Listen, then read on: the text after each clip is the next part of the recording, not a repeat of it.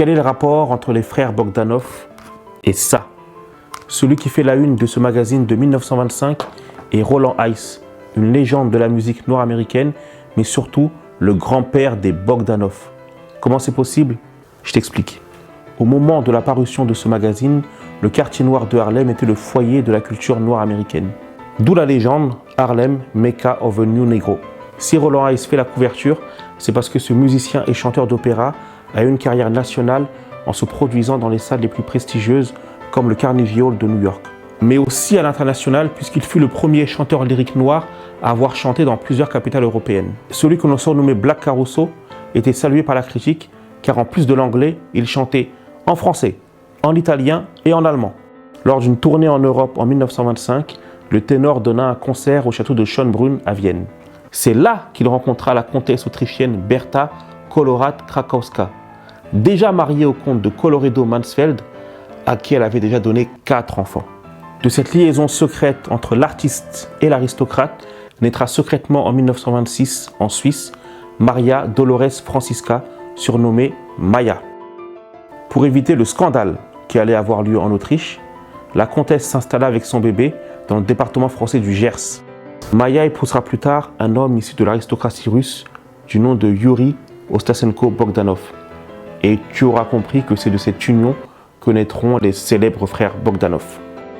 Roland Hayes poursuivit sa carrière aux États-Unis et on lui confia la direction de l'Orchestre symphonique de Boston où il gagna par an l'équivalent de 1,5 million de dollars.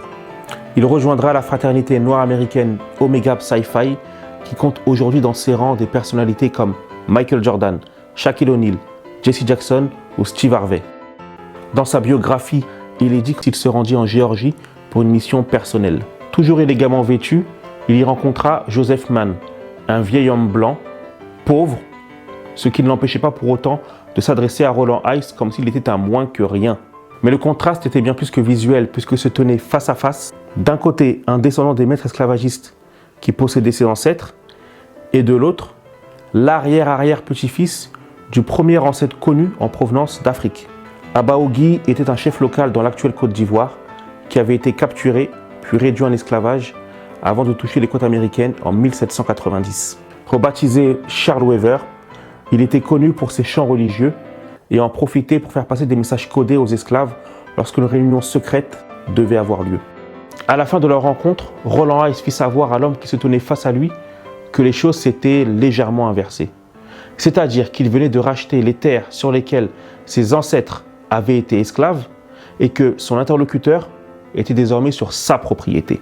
En 1932, Roland Hayes se maria à Hélène Alzada Mann, avec qui ils auront une fille nommée Africa, qui marchera dans les pas de son père en faisant aussi carrière dans le classique.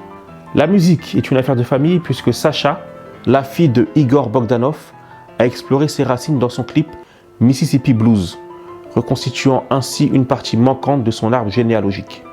Cette histoire montre à quel point les histoires de famille peuvent être riches et inattendues. Dis-moi ce que tu en penses en commentaire et surtout abonne-toi.